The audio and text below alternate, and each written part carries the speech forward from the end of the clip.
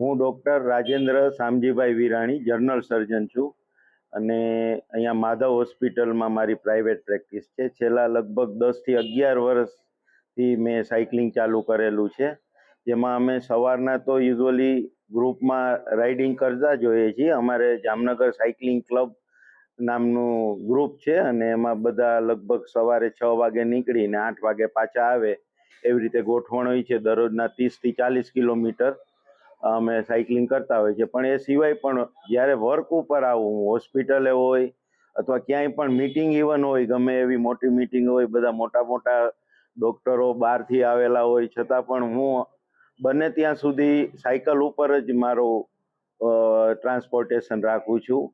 ગમે એટલો વરસાદ હોય, તડકો હોય, ઠંડી હોય, મેં હંમેશા સાયકલ ઉપર જ આવન જાવન રાખેલું છે. સિવાય કે ફેમિલી સાથે જવાનું હોય અથવા તો ઇમરજન્સીમાં કાંઈ કામ હોય તો જ હું વાહનનો ઉપયોગ કરું છું.